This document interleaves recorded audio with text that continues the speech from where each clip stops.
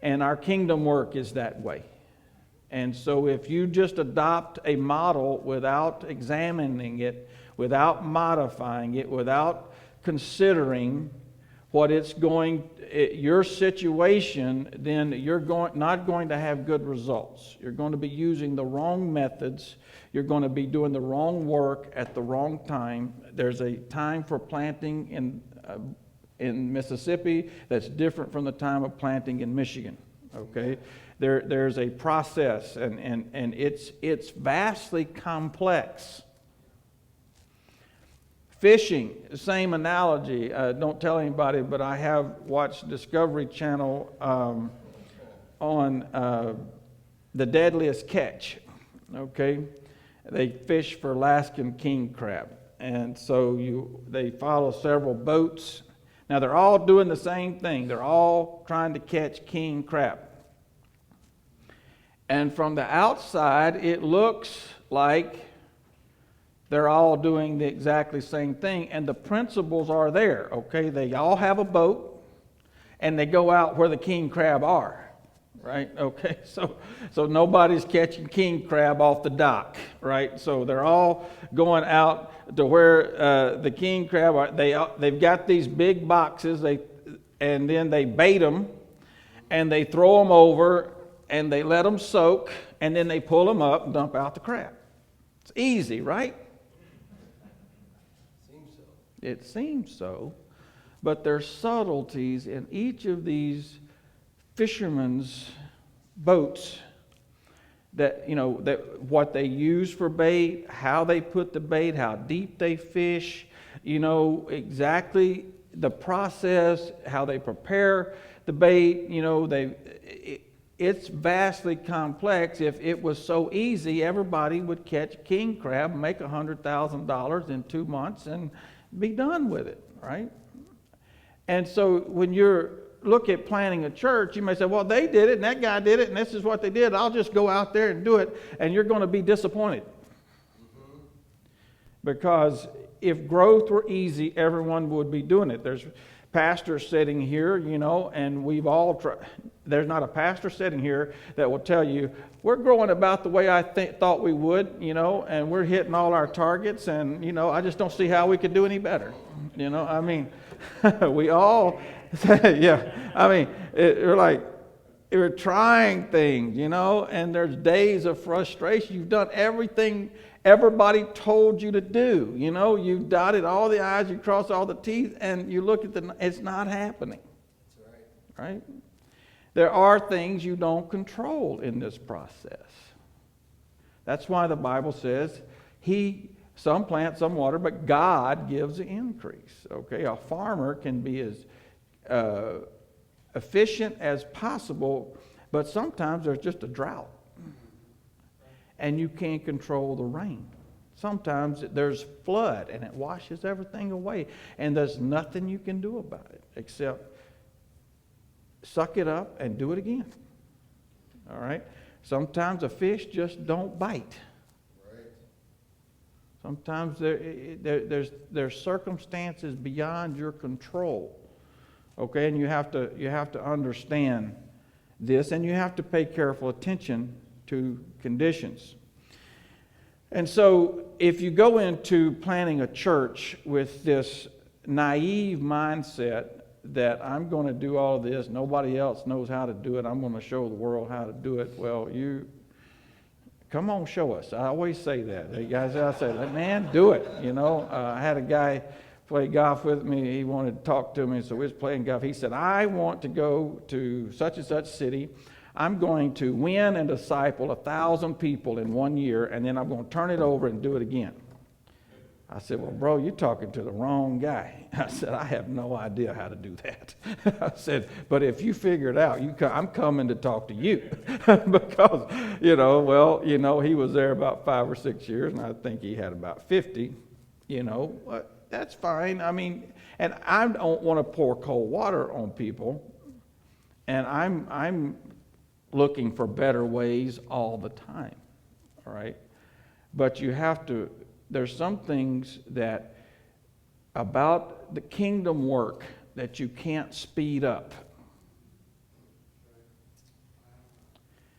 when a baby's born, you can want that baby to be an engineer and paying rent by the time he's 10, but it's not going to happen. I mean, there's just some things you just got to feed them. You got to let them sleep 8 hours. You got to send them to school to learn addition before they learn subtraction, or addition and subtraction before they learn multiplication. There's some things, no matter what you can be the greatest parent in the world, and your 8-year-old's going to embarrass you in front of people sometimes. He's just going to do it, I mean, your 4-year-old's going to pick his nose at the most inopportune moment, and that's okay. And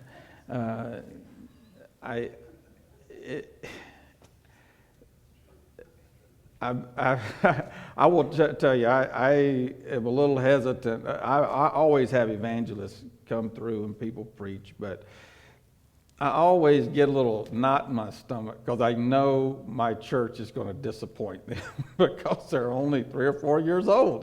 They're not going to say amen at the right time. They're not going to catch some of their references. They're never going to shout when the evangelist thinks they should be shouting, because they're just not going to, because they're not, and what I don't do is beat my young people up and to impress the evangelist, right? I just let the evangelist suffer. Okay, he's just going to have to tough it out because I'm not going to beat my people to make him happy, right? I mean, it's kind of like, taking your kids to a Ruth's Chris when they're 3 years old and taking a belt and saying, you better not move, you better sit there, I mean, my mom did that to me when I went to the dentist. But, don't take your kid to Ruth's Chris, right? I mean, just get a babysitter. But you can't expect them, right? So I'm off on this, but I just feel to talk about it. So when a church starts out, I'm talking about, I probably will only get to 2 or 3 of these stages of growth because I want to stay in a church planting mode. 4 natural stages of growth for a church plant: 0 to 30, 31 to 60, 61 to 90, 91 to 120.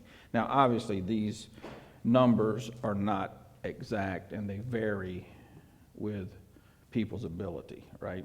But there are 4 distinct stages, whether it's right at 30 or 31. That's for illustrative purposes. But there's a unique set of challenges in each of these stages it must be overcome in order to transition through each of these levels. And go back to the farming thing. Go back. There's subtleties here that you're going to have to give attention to. So the first stage, 0. There's a stage before this, and it's the pre-planning stage and the preparation stage. Okay, I'm not going to talk about that today. I'm talking about once you have launched and you start. 0 to 30, individual responsibility stage. A church plant is highly reliant on the church planter and his or her family during this stage. Growth is determined by the efforts and the ability of the church planter and family. One of the reasons church plants take so long to get off the ground is we send novices to plant churches, okay? Not recognizing that in that initial stage, everything is dependent on the church planter, okay? It's a heavy responsibility, it's a heavy burden. A novice would be better off taking a church with 50 or 60 mature people that can scotch his or her mistakes, right? And provide support, wisdom, and counsel than to send a novice in to plant a church from 0. And this is what takes a long time sometimes to get a church off the ground. The church planter has to be whipped into shape. And sometimes it takes 3 to 5 years to build a man, before God can build a church. Because you're the first. Jesus Christ is the cornerstone. The church is built upon the apostles, prophets. So that's the foundation of the church. The next brick is you and your wife.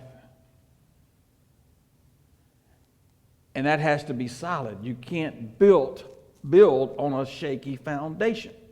And so if you've got character flaws, you've got things you got to work out. Some pastors actually send people out to start a church. I've had them say these exact words to me. Well, they just are determined to do something.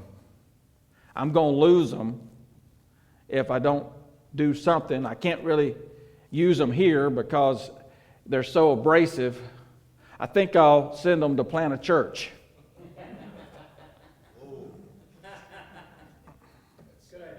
Yeah, that's a good idea. Hey, I got to run. I'll see you later.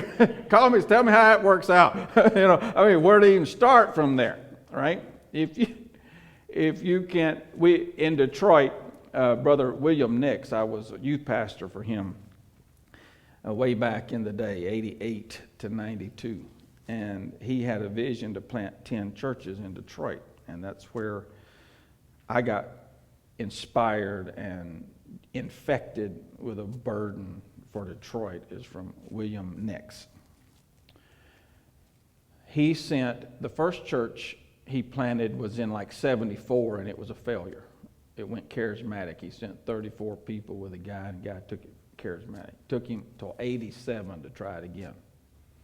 Okay, in 87, there was a failing church in Detroit that pastor was leaving. They asked him to take it, and he sent his assistant pastor, his longtime assistant pastor, and his wife, who was running the school, sent them to Detroit. That church just bought the Boys and Girls Club, old Boys and Girls Club down there in Detroit. It's doing great. 200 people, got a Spanish work, got a daughter work, got 5 other daughter works in Grand Rapids and in South America. Okay, just because he sent Jaime Guerrero.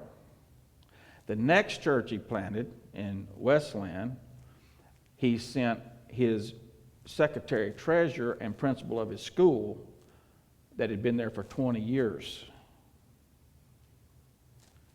And he sent 4 solid families with them to start that church. That church is doing great now, pastored by Brother Chris Smothers. The third person he sent was Scott Sistrunk to Ann Arbor, 10 miles away from him. And I'd been on staff at that church for 8 years. That's why we've had success in Detroit planting churches, is because we started with solid people. Okay, you can cut a lot of time off of that because that first stage is so dependent on the quality of the church planter. And there's no shortcuts to building a man. Okay, I mean, if you send a guy that you know is got to learn some things, then just sit back and wait until he learns some things, because there's not going to bear fruit until he's learned some things. Thank you. And so you have to. That's a subtlety. Okay, that's a subtlety of church planting. You wonder why you're not catching any fish. You ever been in a boat with a guy who's catching fish and you're not catching fish? We used to fish in a lake in Mississippi called Lake Chotard, and they had a run of striped bass. So striped bass would run, and you could be in the boat, same boat, throwing in the same spot, but the thing they hit was a Mr. Champ. They hit a Mr. Champ, and you could tie a black jig 2 feet up above that Mr. Champ, and you could catch 2 at one time. Oh, yeah. But if you were throwing anything else, you caught nothing. That's a subtlety. Okay? And it is that way with fishing. And so the individual responsibility stage The biggest asset you have is not money, it's not a building, it's even a team. It's you and your spouse. You reproduce what you are, not what you want to be. Okay, you can say, if you're not living it, it's not in you, you won't reproduce it. You reproduce what you are. And you have to be honest about that. The motto, if it is to be, it's up to me. Okay. Church planners who are looking for their senior pastor, their their mother church pastor to fix them and do it for them, then no. If it's going to be, it's up to me. And whenever I hear a guy complaining, well, I don't have music. I don't have a projector. I don't have, Hey, I wish you had it. You should get it. You can. But that's not an excuse not to grow. Okay? You reproduce. You're a soul winner. You win people to the Lord. You got to quit thinking about what you don't have, and you use what you do have. What's in your hand? I was in a church planning meeting with a young team, a wonderful young team, Sunday. And I'm telling you, the Holy Ghost moved in. And the Lord spoke in prophecy. And he said, your problem is that you are Gideon and you have too much. He said, you think you don't have enough, but in actuality you have too much. I will take you to 300 and you'll see what I will do. Whenever we're thinking we don't have enough, what are you thinking? Did God call you? Now, if God didn't call you, you'll never get enough. Right? But if God called you, you got enough. And if Gideon had not been willing to go against 200,000 with 300, you would have never heard about Gideon. And so there's a faith. It's here. It's here. It's my calling. It's what God's asked me to do. God, what do you want me to do? What's the next step? The mortal danger, carnality, poor time management, lack of personal development. Look for the causes of low growth within yourself. Okay? If you're not growing at this stage, 0 to 30, don't look anywhere else. Look in here. Have I fasted? Have I prayed? Am I walking in the Spirit? Am I being obedient to God? Do I have sin in my life? Look here.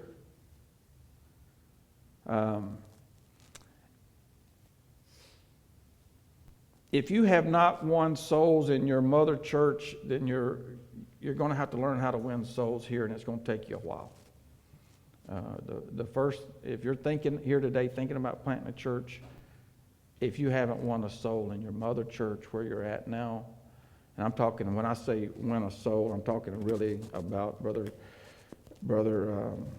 Gleason's helping us with this. I'm really talking about discipleship. I'm not talking about just getting somebody to say yes to baptism and get the Holy Ghost. I'm talking about discipling somebody until they become an established member of the church. One of the families I won before I ever started a church became board members at the church, Brother Nix's church, and is now a fully appointed missionary to Germany. And so that was before I ever started a church. I won 27 people to the Lord at Brother Nix's church the year before I planted a church in Ann Arbor. So when I went to Ann Arbor in 1996, I was full-time by 1998. But I had a long developmental process before I ever started the church, because it took me 6 years, 5 years to figure out how to win a soul. Right? So I was raised in church. I'm fifth generation Pentecost, six really. If you count my great-great-grandfather that died in 1908, family lore says that he was baptized in Jesus' name. That would have been before there was really the revelation of baptism in Jesus' name. But all his children were baptized in Jesus' name. And so I was raised under a pew. I didn't know how to win souls. Somebody said, I think Brother Dillingham said, most people in his church, he found out, didn't have one friend outside the church. And that was me. And I had to go through that process.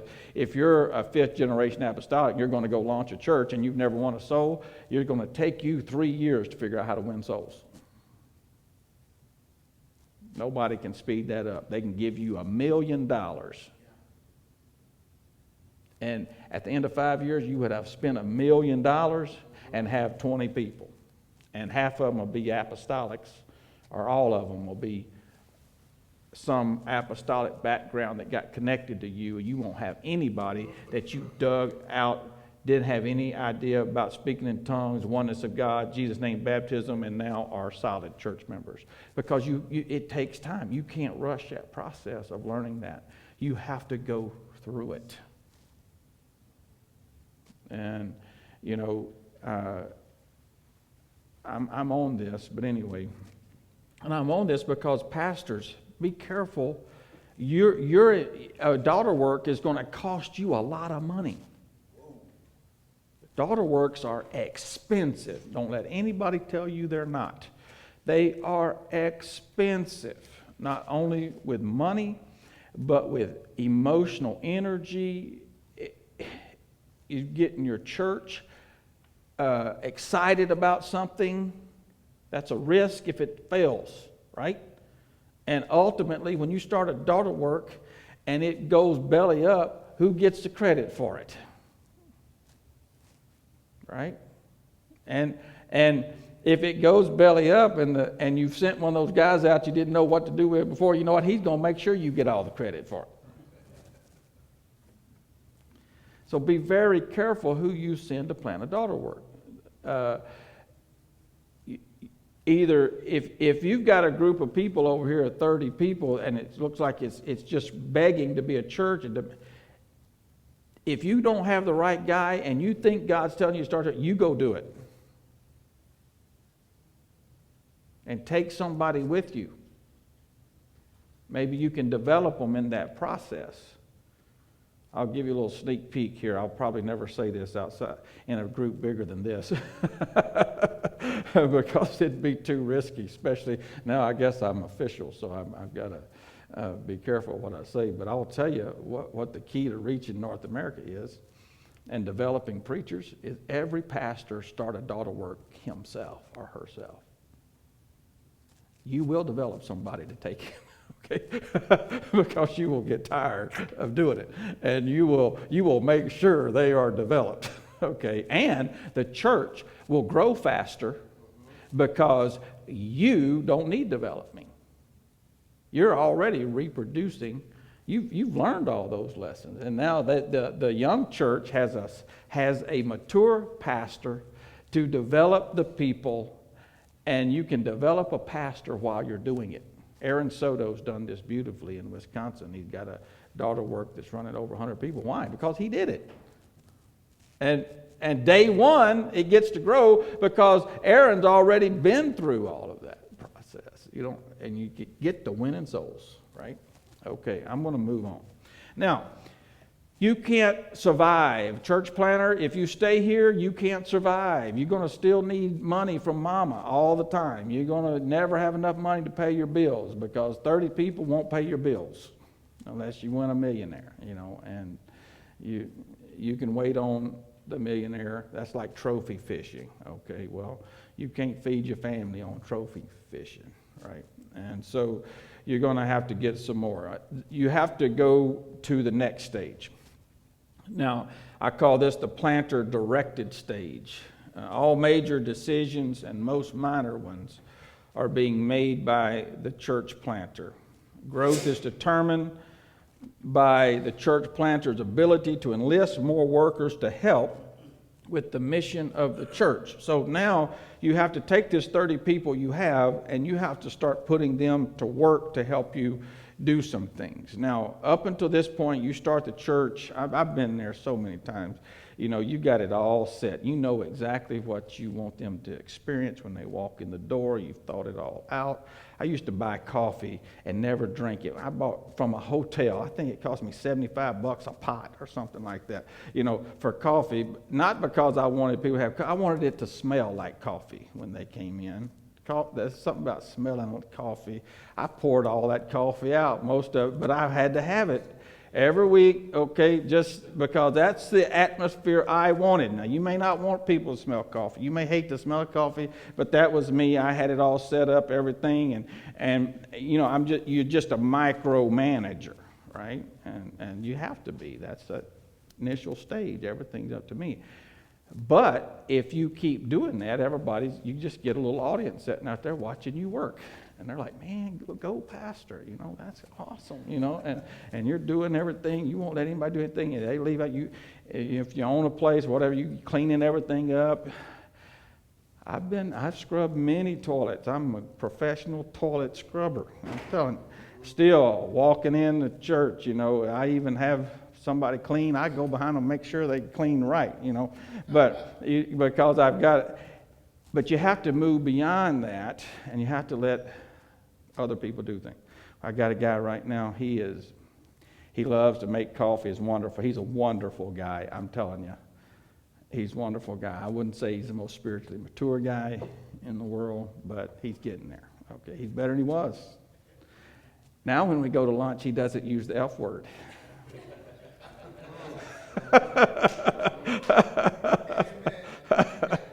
It was funny. He was telling me one time he was frustrated because he didn't feel like he was involved enough, and he had just dropped the F-bomb about 10 minutes ago, and I didn't say nothing about it. I said, hey, I said, you want to be more involved? I said, you just dropped the F-bomb 10 minutes ago sitting here at lunch with your pastor.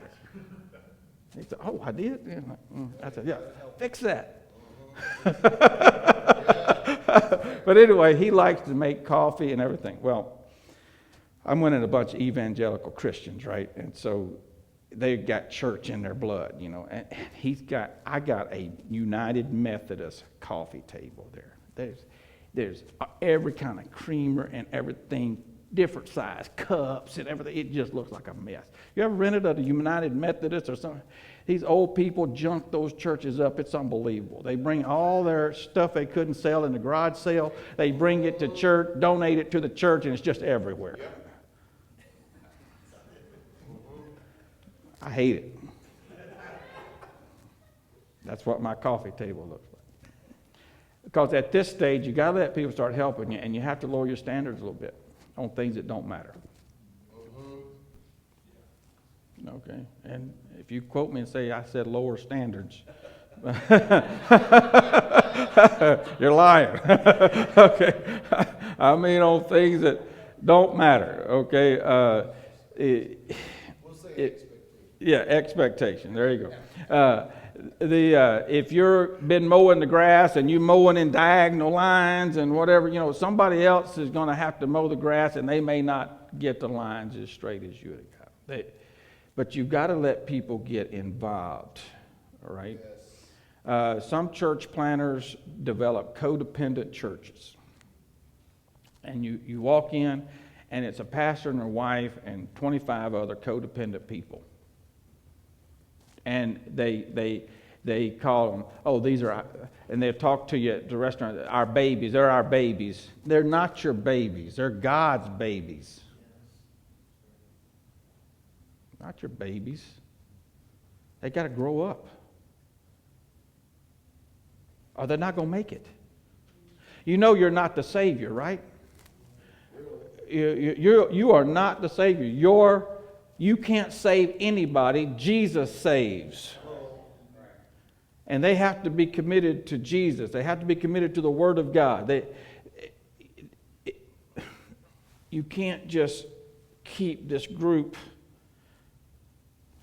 You got to let them grow up. They got to work. You know, a 10-year-old that can't take his plate to the sink and can't clean up his room needs a whipping. Right? 10-year-old, I had my kid out there, his head wasn't even up to the lawnmower deal. He was mowing grass because I wasn't going to raise lazy kids. Right? Not raising lazy kids. I'm not. You've got to expect these people that you're discipling to be as responsible as you are. You're not raising a bunch of babies. And so you got to get them to work. They're not ready for platform duty yet. Your biggest asset here is talented people. Okay, this is time to put their talents to work, find out what they are. The motto is Yay Team.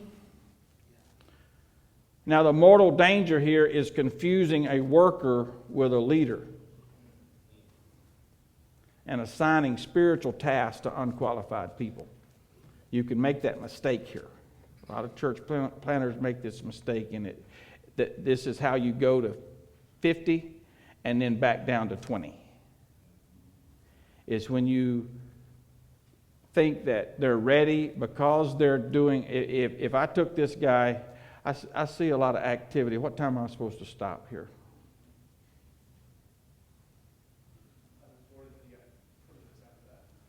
So 11:45. Okay, all right. So a lot of church planners, they get, okay, I've got, talking about this guy, wonderful guy, not very spiritual. I'll tell you how dedicated he is. We had to put in some split units in this building that we're renting, and he worked for, he's a retired pipe fitter.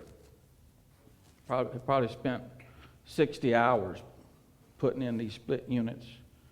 You know, takes care of everything, maintenance-wise around the building. Dedicated, gets donuts. He's Mr. Clockwork. You talk about faithful. 9 o'clock, he's coming in with donuts. I don't have to worry about it. I don't ask him on Saturday. 9 o'clock, he's coming in with donuts. Coffee's going to be ready.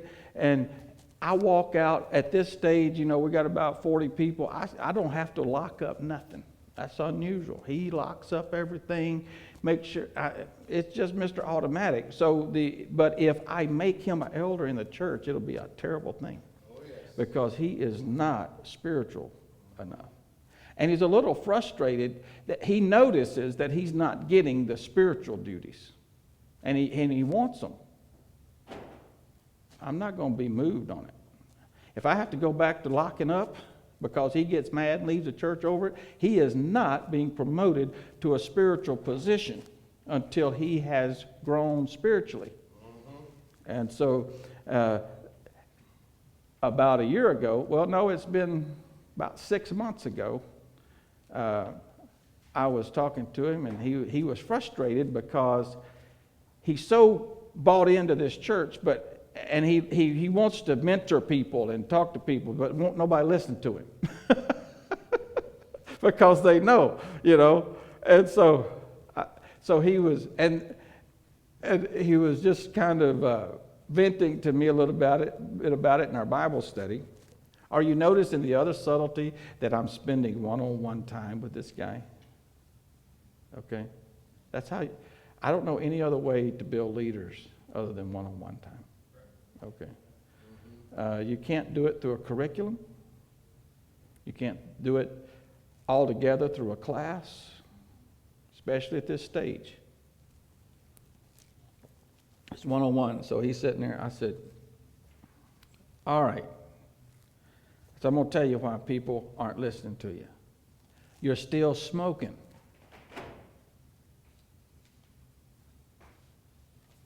I said, it's affecting your credibility.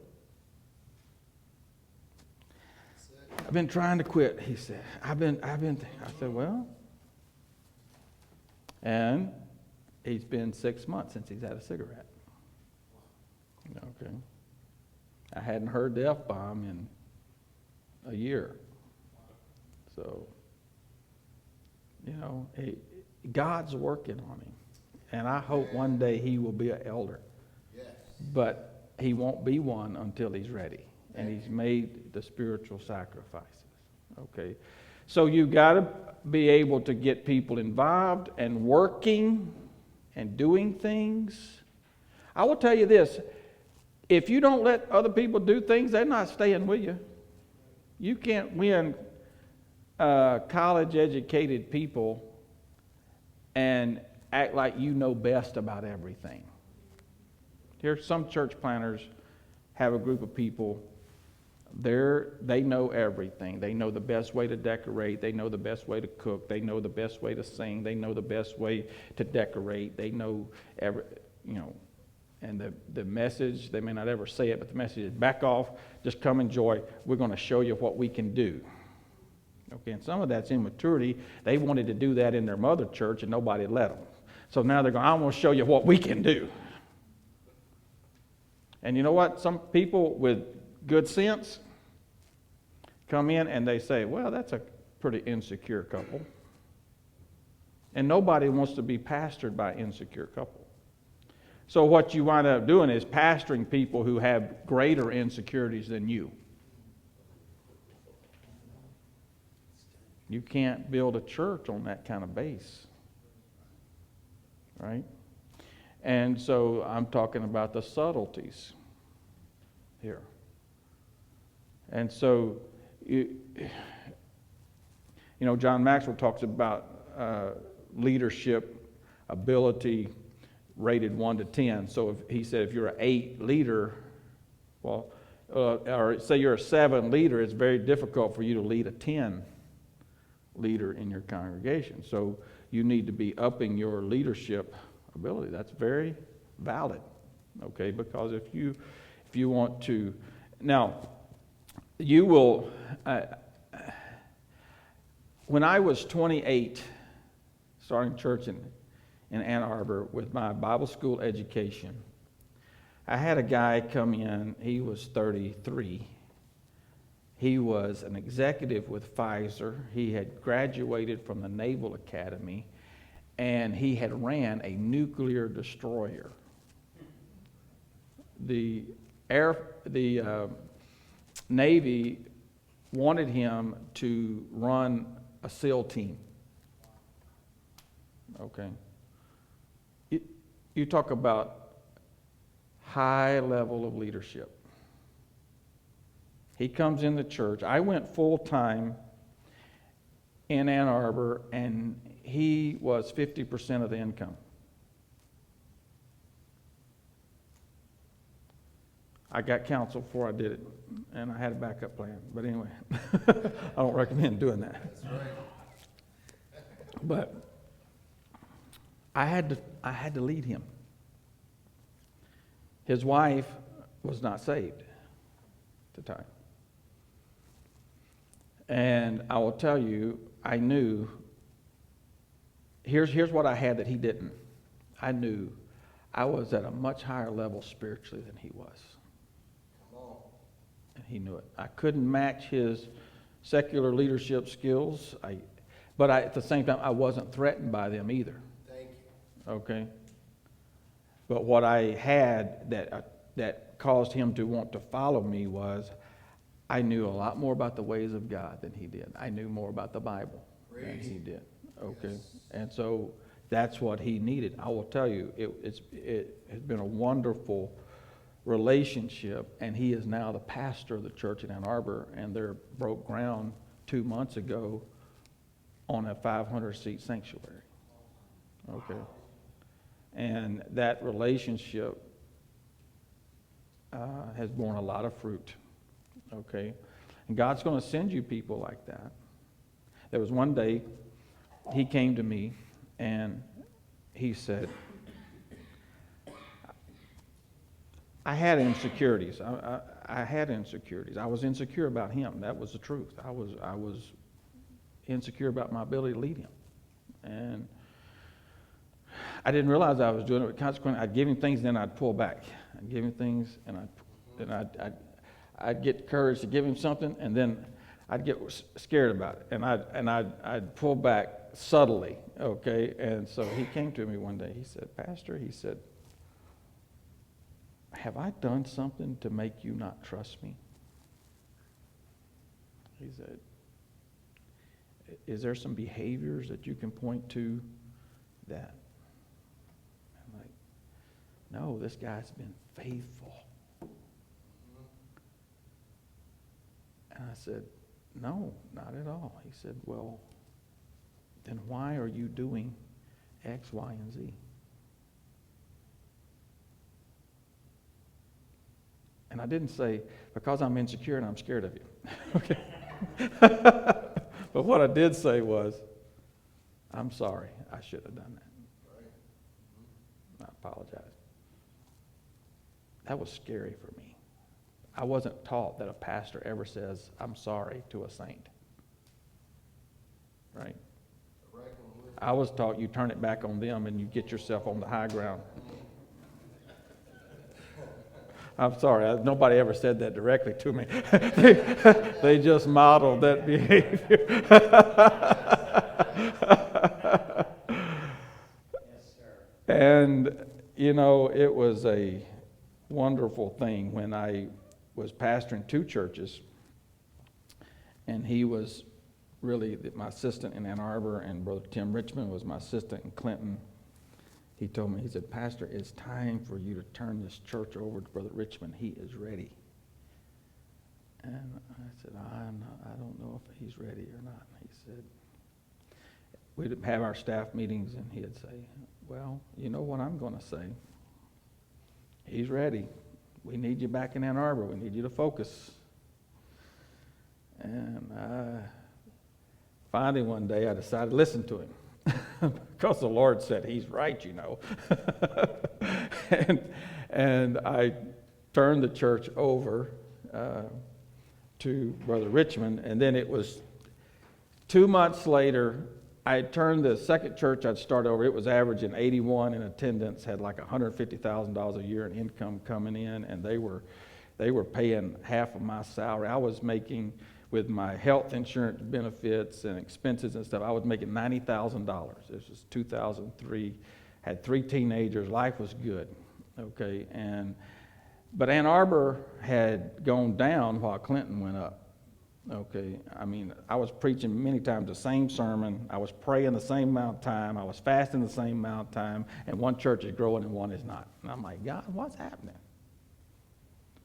And so I turned that church over to Brother Richmond. Brother Jones went back. I never intended to start a bunch of churches. I intended to start one in Ann Arbor, Michigan, and be there the rest of my life and send other, I won't say, other unsuspecting young novices out to plant churches, and I was going to reap the benefits of being a large church pastor. That was what I wanted to do. So, and that's what I was intending to do, is to go back and to build Ann Arbor up. And so I had breakfast with Brother Jones at Panera Bread, and I'm sitting there, and we're talking about the future and things. I don't really have a plan, but I figure it'll come. It's just September, and by January, I'll have a beautiful plan to lay out. And this is a 2 or 3 month planning stage. You've been there, so. We're about done with breakfast, and I noticed Brian has a legal pad by him, and he said, Pastor, he said, I've got a few things here I'd like to run by you. And so he opens up that legal pad, and he begins to talk, and he has a beautiful, anointed, God-given plan. And I'm sitting there listening to it. And I know God's given him the vision for the future of that church. And I don't have it. And so when he got done, I said, Brian, I said, I just want you to know that I know what's happening here. I said, God's given you direction for this church and not me. I said, I just don't know what to do about it. Of course, God had spoken to me, and he said, yep, you're going to turn this church over to, and you're going to plant churches. And I had absolutely no idea how that was going to happen. But I wanted to follow God.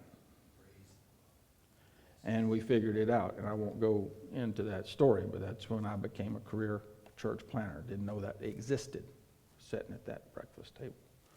But I knew what God had said. You've got to let God bring people to you that will help you. Okay? Churches, when I taught this in my last session, I see a lot of new faces. I'll just briefly say it again. Churches are built on foundational families. Churches are built on foundational families. And you must develop these foundational families. And they're intimidating sometimes. It's a lot of work. But they have to be built. And you have to attract people, not just hurting people, not just people that need you, but people that you need. People that you need. And so the third stage here is probably where I get to. I don't go much beyond this stage in my ministry. I've worked in large churches in the beginning of my ministry, but the last 20 years I have not gone past this stage. The delegation stage. The responsibility for making all decisions eventually becomes too great, and the church ceases to grow. And you will, if you don't start involving other people, you'll stop. Then you'll involve other people in the second stage, and that'll work for a while, but if you don't move to this third stage, you're going to stay there for a little while and get exhausted. Okay? Transition to this stage must be made in order to relieve the pressure and free the church planter to do what he or she does best. Growth is determined by the quality and commitment of the leaders to whom the church planter is delegating. Your biggest asset here, highly committed apostolic leaders. Once you get somebody that is grown to the place they can be considered a leader, you need to begin delegating responsibility to them. The motto here is slow down to speed up. They're young leaders. They're leaders, but they're young, inexperienced leaders. And so there's things you could do faster, better, more efficient, but you've got to let them start doing it. Yes. And so it may feel like, here again, you're going backwards, but you're not, because you're developing for the future. And so you have to let them start leading. The mortal danger is being a small business control freak. Okay, I was sitting on a board of a ministry, and there were two very highly successful CEOs. One of them was a CFO of Nortel. And then there was two guys that were multimillionaires that had started their own businesses. And it seemed like every time on this board, we would conflict the corporate guys versus the entrepreneurs. They were just, the corporate guys were always on the same page, the entrepreneurs were always on the same page, and it wasn't always going in the same direction. And so we was at lunch, I was sitting with the two guys. One had been over all credit card transaction division for Bank of America at one time, high level CEOs, and they're talking. He said, yeah, the guy from Nortel said, yeah. I said, we call those guys small business control freaks. Okay, because on a corporate level, responsibility is delegated out, and that's just their culture. But a small business guy, he's built that business up to 2 or 3 million, whatever, 5 million, whatever it is, and he's done it all himself, and he still wants to. Well, there's a ceiling to that. He has to go corporate if that's going to grow. The Nortel guy was used to buying these small businesses from these small business control freaks, assuming them into a corporate culture and growing them, but a church planter can get this way. To where Brother Coltharp assumed a pastorate from his father, which the church had been there previous to his father. It's an old church. Well, you go in knowing you can't control everything. There's people with history, and you go in knowing that. But a church planner has made all those decisions from the beginning, and it's a different world. So you have to move to give people responsibility. People have to be able, that has to be their church. Brother Bernard was saying at the table the other day, he said he doesn't agree with external boards forever, maybe temporarily, but people have to take responsibility for their local church. That's right. Right? And so there are some things you may want to do, but if you can't build consensus on it, then you're just going to still be, it's just you. And people are not dumb. People know when they have a real decision and when it's just a make-believe decision. Right? People, you think you're fooling people. And if you want to win people, you can fool all the time, but that's fine. You'll just win one strata of society. But if you're going to work with professional people, you can't fake them out. You're not that good. No way. You're not that good.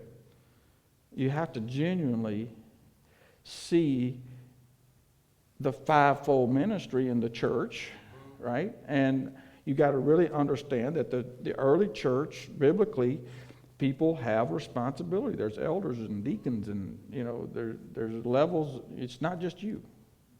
Okay, we're not many popes. Thank you. It's called, the theological term for what that is a monoepiscopate. Okay, instead of having a church hierarchy out there, it's just one guy, one episcopate. You are the cardinal, you're the archbishop, you're the pope, you're the monoepiscopate. And you start that church. Some people will do it, most people won't, though. You wouldn't go to a church like that. Not until you figured it out, right? Okay, well, I'm getting off into all kind of stuff here. Look for the causes of low growth in your delegation skills, okay? And at this is the stage, if you do this successfully, you incorporate leaders that are helping you make real decisions, and that which means you have created real spiritual leaders. This is the stage where you can start to go full time, okay? Because you've got people who are genuinely committed to that church, right? And so you can begin to now, if you've done this process right from here, you've got people that can reproduce themselves. You've reproduced yourself in several spiritual leaders. They're fixing to start reproducing themselves in others, and then you're going to move on to other stages of growth. The last one I've got there's a structured stage, and now you're going to have to look at systems. At this point, you've just focused on leaders. Then you're going to have to focus on systems, okay? And so to go on to that 150, 200. All right, I'm going to stop here, and do I have any time for questions left? I went over. I have 10 minutes for questions, so anybody have any questions? Yes, sir, brother. I'm pastor in the church in the Trajexion church, and we have a man who, he's a wonderful man. He's brought out to the doctrine, and he leads our service. But the issue is his wife. She's been born again, but she doesn't want anything to do with holiness. But not only that, she's really moody. She's always getting towards her, and she was coming to church and then she'll come back. So my question is, for using this man who's a wonderful guy, are there limitations because of his wife? What would you do? Well, time for a little transparency here. Okay.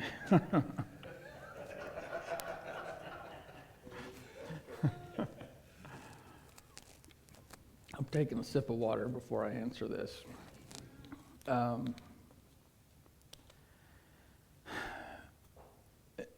It's tricky, right? Brian Jones' wife was cutting her hair when I turned the church over to him. And I sat down with him. I said, Brian, because she wouldn't cut her hair for a while. And she'd go home to her mom. Her mom was, tell her how terrible she looked. And I said, Brian, she's still cutting her hair, right? And he said, I know, Pastor. He said, I said, what I want to know is, what do you think about that? He said, I believe she shouldn't be cutting her hair, Pastor. I said, I want to know what you believe about 1 Corinthians 11. And I was convinced that he believed that a woman shouldn't cut her hair. And I turned the church over to him. The rest of the story is, she did better for a couple years. They went through, building from the church was growing, and then she divorced him. And Brian Jones is divorced today. His 2 daughters are still in church. He has one daughter that she convinced, and she became virulent against the church. In the divorce papers, she accused him of what she just said. She said, he's a good husband, a good father, but I want to live a more mainstream lifestyle. And she disagreed with the church. That church, he went through it. That church is grown. That church is healthy. That church believes holiness and believes 1 Corinthians 11. Now, bro, I say that. Brother, my guideline was Brother Branding in St. Louis pastored. His wife was Catholic the whole time. So I decided that I can't charge a man for his wife's decisions if he, and so it was risky. I will tell you the truth about this. I knew God spoke to me. I did not seek counsel on that issue because I knew what the counsel would be, and I felt like God wanted me to do it anyway. It's the riskiest decision I ever made in my ministry. It could have turned out terribly wrong. I will tell you that I was still on the board, and his board was controlled. I could have stepped in if he would have tried to go that way. I had recourse to step in through the board, but I didn't think he would. Now, subtleties, okay, if it's, that's what I'm saying about that. And I have no idea about your situation, whether this would be good in your situation or not. And so I'm just telling you, it's not unheard of. It's rare. But that's where I'm going to leave it. So, all right. Anybody else? You talked about foundational families, especially in that 0 to 30 stage. I'm just interested in how you built those things out. Obviously, you talked about one-on-one time with leadership and all that. You referenced Brian Jones, kind of the personal engagement that you've had there. But just, I don't know if there's any more, as you like to say, subtleties that you would care to kind of delve into at a deeper level related to building foundational families that have no apostolic background. Some may not even have any Christian connection. Were you in my session? Yes. Okay. That's what I taught on the whole. I would say watch that. I go into it in detail. Okay. Somebody else. One of the things that I've been faced with is, and I like this part about getting the new person engaged in something. If I could describe it as a metaphor, it seems like newcomers, they come and they're like produce.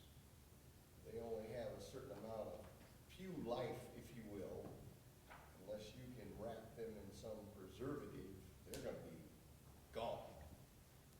So we have been looking at levels of engagement where they can develop their belongingness to the church. Mm-hmm. Somebody lock up the church. You don't just give the first guy the keys. But I'd be interested in talking some more about what some of those tasks might be, where the wisdom was deployed to give somebody something that can kind of preserve them. Yeah, I will tell you this, it's a lot easier in a church plant situation than it is in an established